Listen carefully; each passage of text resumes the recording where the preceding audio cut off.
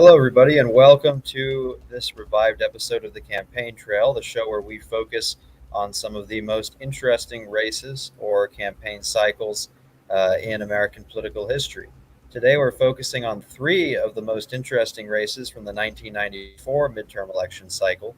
The 94 cycle was a Republican wave that saw Republicans sweep not only state legislatures and governors' mansions around the country, but also the Senate and the House of Representatives, largely owing to the unpopularity of President Clinton. Mhm.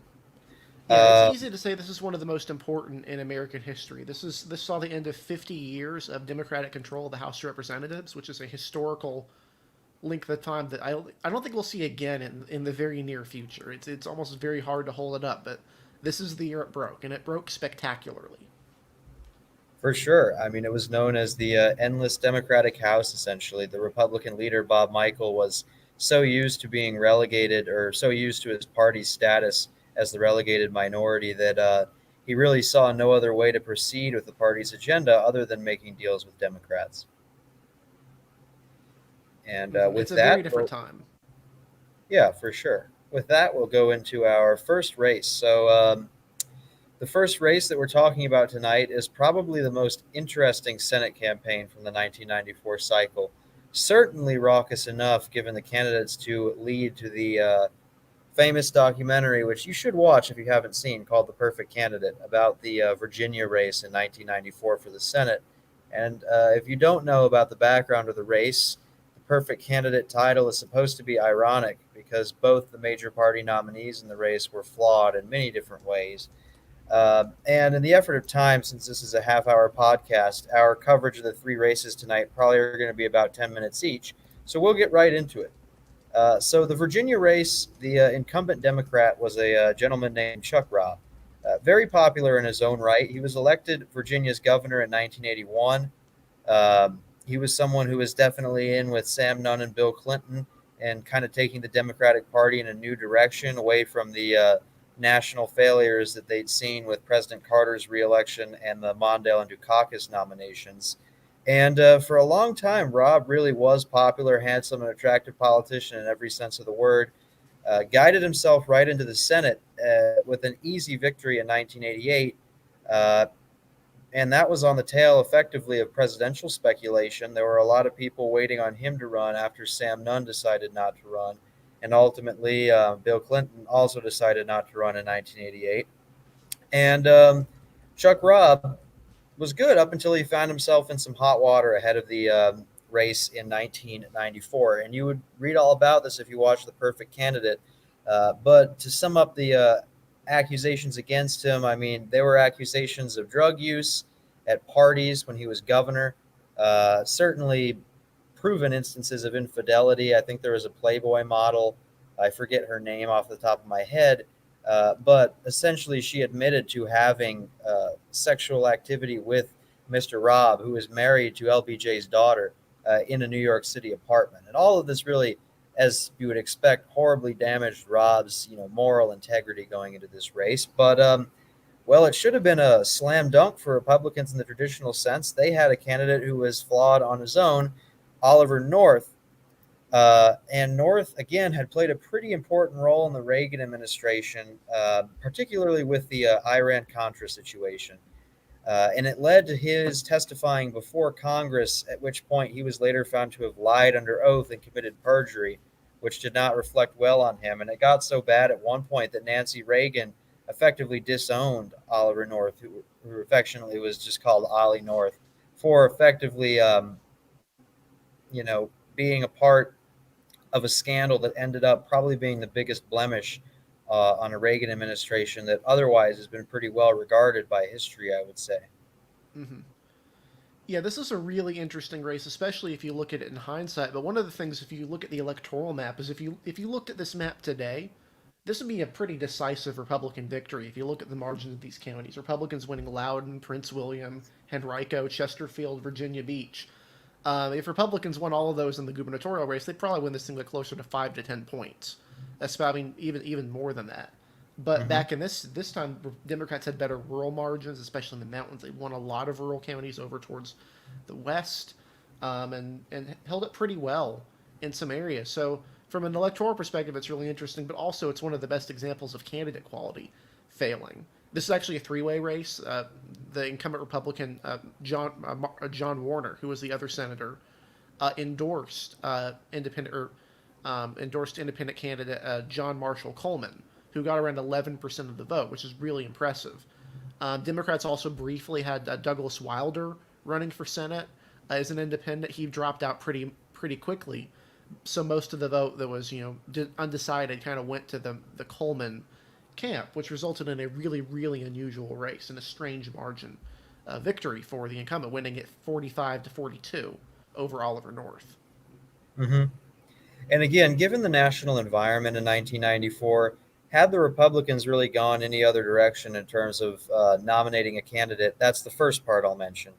But also, had they unified the base essentially and not had the Coleman vote pulling votes away from the Republicans and some Democrats as well, then you probably would have had a Republican victory. And the best evidence of that would be the 2000 Senate race where former Governor George Allen came and beat Chuck Robb fairly decisively. I think it was about 5 points in 2000 that he won that race. But, it's hard to understate you know, the underdog status that Rob was in effectively going into this race, given his lascivious undertakings, if you would like to word it that way in a fancy manner. But like Eric mentioned, J. Marshall Coleman was running. He was the former Attorney General of Virginia. He had statewide name recognition. He had run two unsuccessful campaigns for governor. And in particular, in 1989, one of the closest governor's races in Virginia history, he lost to Doug Wilder, who became the first black governor of Virginia, only by a hair, a very small margin. And then obviously, Douglas Wilder did not have a good relationship with Senator Robb, definitely not on good terms. And that was part of what drove Wilder to get in the race originally before he dropped out. Ultimately, and this was one of the big issues that was playing a role in the campaign, but there's a lot of belief that Bill Clinton effectively stepped in and pressured for party unity, essentially, and pushed Wilder to bite the bullet and endorse Robb, even though he certainly did not like Chuck Robb. And that's why they ended up holding a unity rally right before the end of the campaign. I think Clinton played a big role in that, or at least that's what North's supporters believed. Uh, but before a brief thing about the issues in this campaign, both very damaged incumbents. It was very much a lesser of two evils vote. The Democrats probably survived a pretty big bullet by having Wilder drop out of the race. But there's really no other way to slice the cake. Essentially, you had two bad candidates. The voters of Virginia did not like. You had a spoiler candidate in effect here, and ultimately somebody like Ollie North, I won't say was too conservative for Virginia. Uh, More so, this election was just between two candidates that would have been good on paper in any other setting, but found themselves both running for higher office at a time when they were essentially compromised politically. Mm-hmm. And it is worth noting that Chuck Robb did take lessons away from this near defeat. Even though obviously he lost in 2000, he was actually the only Democratic senator to vote for every item in the Contract for America agenda that Republicans had run for the landslide election on. So even in this defeat, Republicans did manage to scare someone into backing a significant chunk of their domestic agenda, especially against a president who had just basically pushed for a complete party unity behind him, which is kind of remarkable in hindsight. Mm-hmm. And just to wrap up, we'll show the viewers the results here. So here you go on the map. This uses Atlas colors, but I'll kind of run through it. Eric mentioned a lot of it before for our viewers on the podcast level. But as you can see, like Eric said, this would be a very strong Republican victory in the modern era. I mean, both Prince William and Loudoun counties here are essentially breaking pretty heavily for Ollie North. And even in Mm-hmm. Fairfax County, Oliver North was holding Robb to only 51% of the popular vote. Henrico and Chesterfield both breaking Republican. Virginia Beach, albeit narrowly, breaking Republican. Really, what you did see for Robb, where he did win, obviously Arlington City up in Nova, he did still manage to win Fairfax County. Charlottesville, Lynchburg, Albemarle County outside of Charlottesville voted Democratic. Mm-hmm. And then, places like Norfolk, Hampton Roads, you also Mm-hmm. see Richmond City still Democratic, and rural black counties like Brunswick County, Democratic. Mm-hmm. Montgomery County is a modern day bellwether. It's where Blacksburg is, but again, Democratic here. The one notable thing I'll say, again, you had some strong Democratic strength in the Hill Country out there, and you still saw that into the 21st century with politicians like Mark Warner. But a county like Buchanan County now would give Youngkin well over 80% of the vote, getting close toward 90. Mm-hmm. Yeah, fairly a good time capsule, I guess, of that era of Virginia politics, which are always perpetually competitive, even back then. Obviously, now's a different story, but it's the same kind of example of it, of how things have changed for both parties in the Commonwealth. Yeah, for sure. Now we're moving on to our first of two governors' races we're going to talk about tonight, and both of them are notable because both of them include the Bush brothers, essentially, both of former President George Herbert Walker Bush's sons, one of which, as you know, would go on to be a president in his own right, and the other would at one point be the frontrunner for the presidential nomination in 2016. So we're going to start with Florida. And Florida, you had Jeb Bush, who at the time was the CEO of a Miami based real estate firm, and he was running for governor against the Democratic incumbent, Lawton Chiles, in the Sunshine State. Now, compared to Chiles, Bush did not have political experience like you'd expect. He was very much running as more of an outsider, urbanite businessman type of candidate, certainly exemplifying all of that 90s republicanism in the suburban sense, if you will, and certainly having somewhat of an appeal to the South Florida lifestyle that he had adopted as a venture capitalist. Um, Compared against Childs, pretty different upbringing. I mean, Childs, we're talking about someone who was what you'd call an upbringing of from the Florida cracker descent. That's not my term. That is the term that Childs used to describe his own upbringing in rural Florida. Very much a creature of the Sunshine State. And this is someone who is involved in politics as essentially a New Deal Democrat in every sense of the word. He started off in both chambers of the state legislature, and he was elected to the Senate in 1970. He served 3 terms in the Senate and actually retired in 1988 owing to some pretty significant health problems. Um, so people thought he was done. So it was somewhat of a surprise when Childs came back and ran for governor in 1990.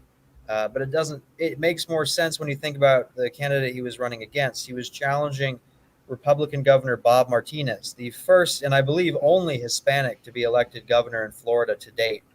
Uh, and Martinez was very unpopular at this stage of the game in his governorship. His approvals were essentially in the mid to low 20s. He had tried to push through pro life legislation in a special legislative session, which really damaged his reputation throughout the state in the general sense. And the voters had really just soured with him. Not to mention, it was also a Bush midterm. And he was a Republican, although to be fair, Republicans didn't have that many losses. Mm-hmm. And essentially, on the Democratic side, Childs was running against future Senator, then Congressman Bill Nelson from Orange County in Florida, which is Orlando. And Nelson got destroyed.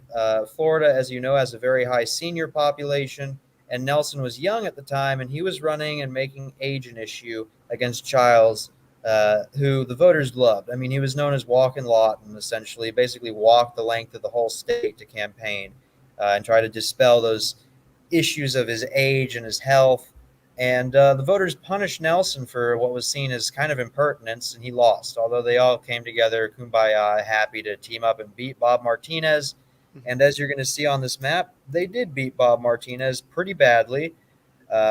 You can see lots of Democratic strength up in Leon County, the Tallahassee area, in Alachua County, which is Gainesville, all the way down here to Pinellas and Hillsborough, which is Tampa Bay. And again, strong if you look down here, Miami-Dade, Broward, Palm Beach, all very strong Democratic margins. Not to mention, uh, largely what are nowadays Republican counties up in the Panhandle. Childs did very well there, did extremely well along the Gulf Coast, and dominated the I-4 corridor. If you look at Volusia down here through Orlando, running through Seminole County, Orange County, into Polk, and then out to Hillsborough dominated. The incumbent really only did well, again, in the Jacksonville area with Duval County, and put up some narrow losses in the rural counties down here in southern Florida. So Childs was in. In 1994, Childs was running for his second term. And now he did not have the environment on his side. And this was actually the race that the Bush family and most people, you could argue, expected the Bushes to win. I would say that Jeb was seen as more likely to win than George in the final race we'll talk about. But just to talk a little bit Mhm. about the campaign, one of the things that Bush changed between his failed 94 campaign and his successful 98 campaign, he really moderated his message for 98 against Buddy McKay when it was open. But in 94, he was running as very much hardline conservative. One of his big issues was crime. He was claiming that Childs was essentially a run of the mill liberal who was making the state unsafe because he wasn't as aggressive with signing death penalty or signing warrants for inmates on death row. And essentially, he was just trying to imply that he was just a run of the mill liberal and that the state was ailing under Childs and that they need to change, that Childs would keep the state back where it was in the past, and that Bush leadership would be bold, new conservative leadership for the future. Childs tried to attack him, saying that he had just inherited a mess, quote unquote, from Governor Martinez. And, there were accusations that Bush would try and privatize Social Security, which, again, a constant calling card back then by Florida Democrats against Republicans in a senior heavy state. And it was very narrow. The race ended up being very narrow. It was a very nasty race, lots of allegations thrown around.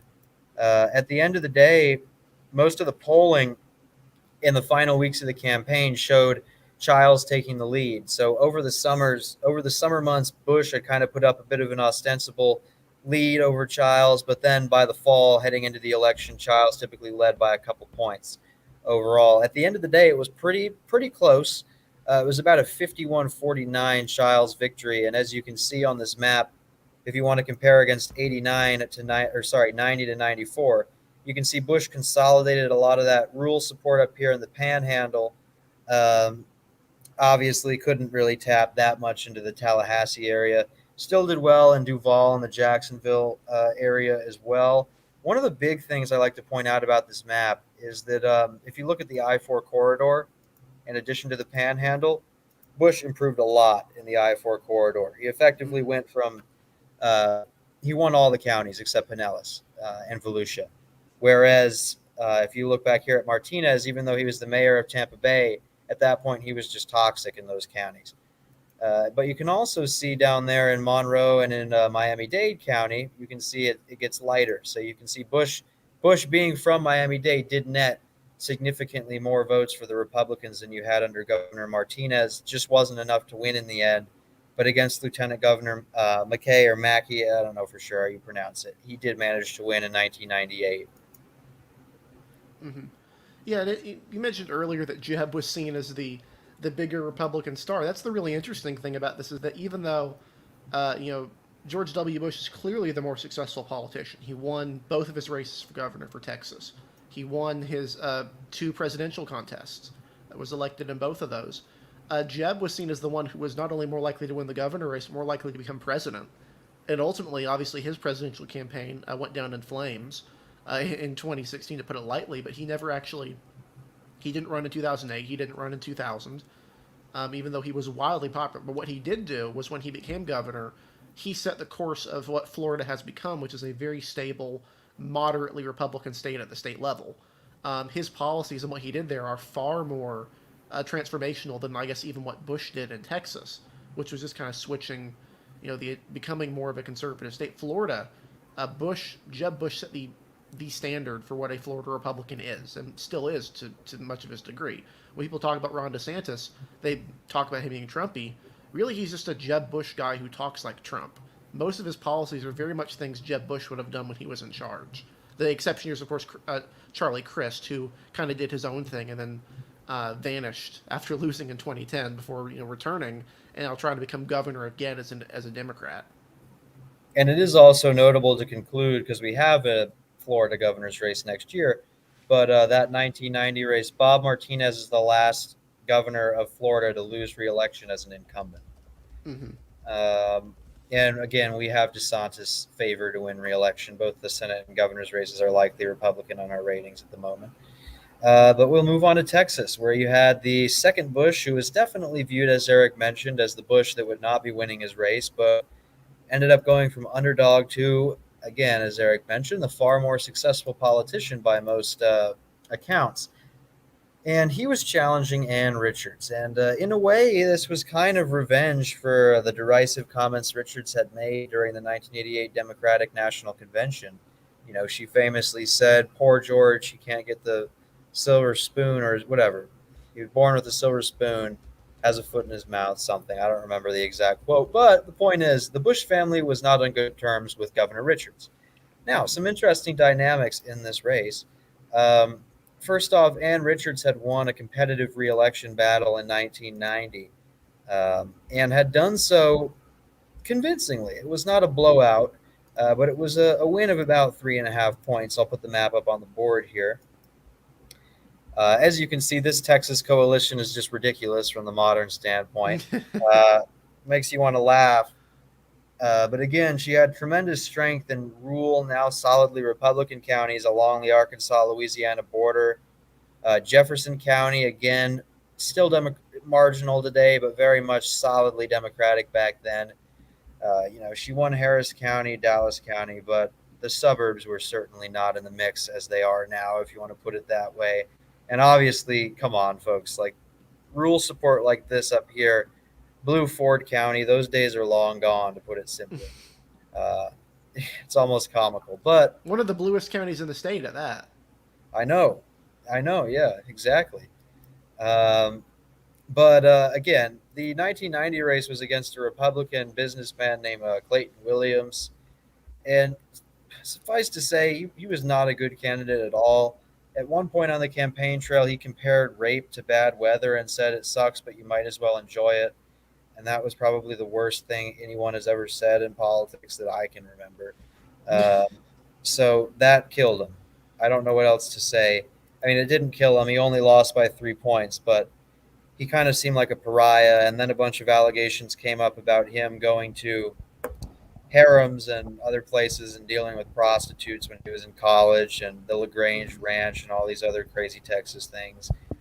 But Richards was able to take the high road effectively and win, and countered the campaign of Mr. Williams, which was seen as kind of that traditional Southern good old boy type.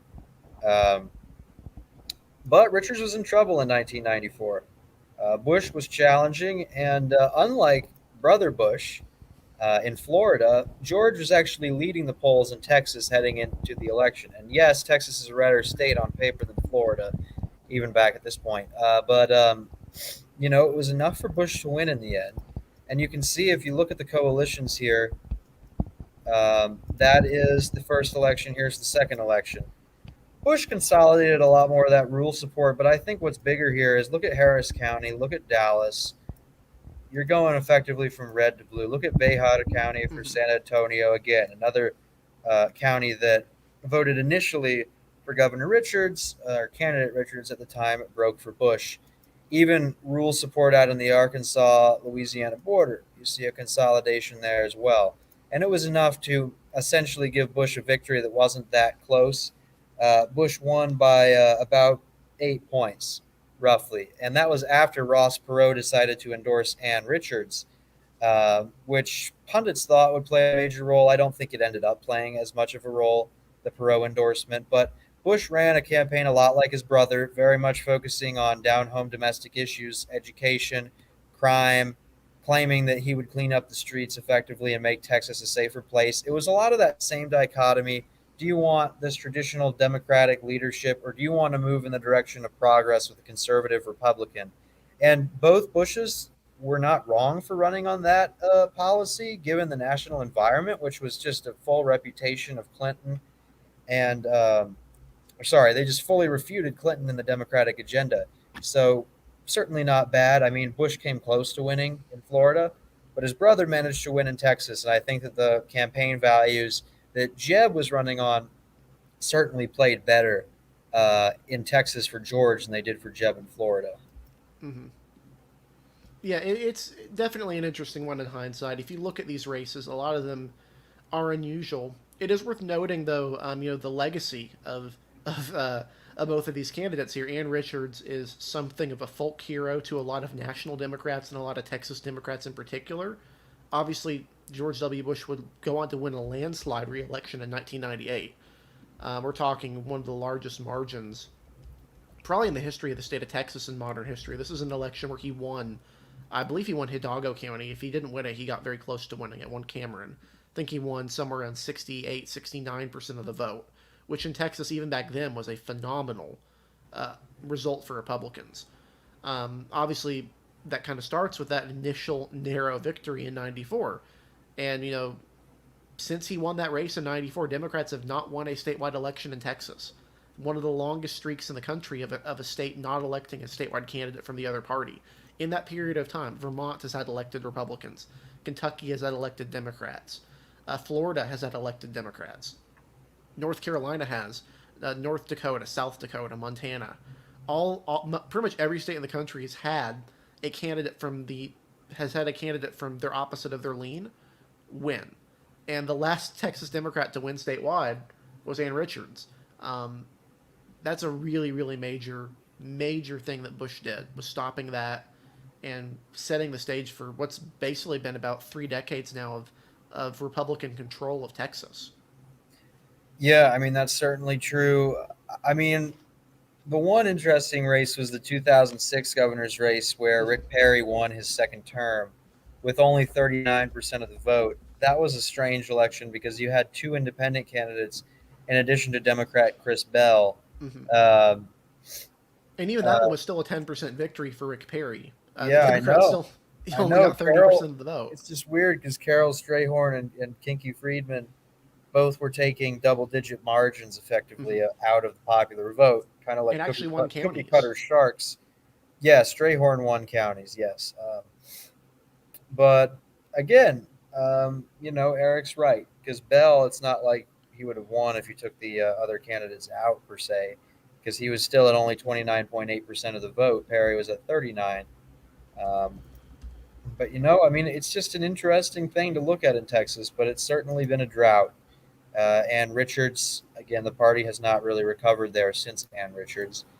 Even if you look at it on the Senate level, if you think about it, the Texas party really hasn't recovered since Lloyd Benson and Ann Richards kind of packed up their bags and left the political arena. Mm-hmm. Yeah, it's been quite a while. And certainly, the Cecile Richards would not be, even if she lived in Texas, would not be a credible statewide candidate there.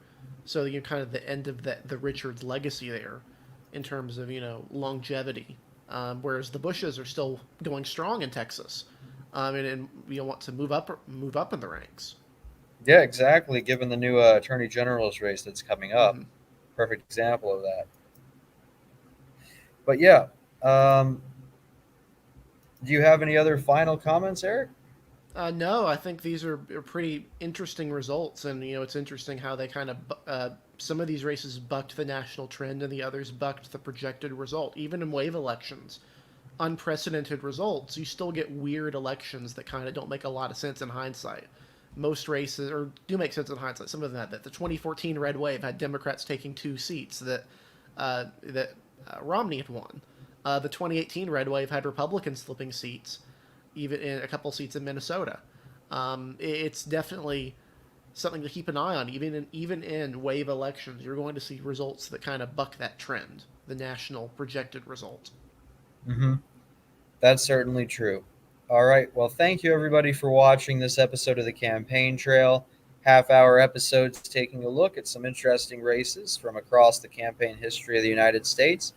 We'll be back again soon with a new episode to be announced. But thank you again for watching. Make sure to like this video and subscribe to Elections Daily on YouTube so you can get more of our content as it comes out. Thank you very much and have a good night.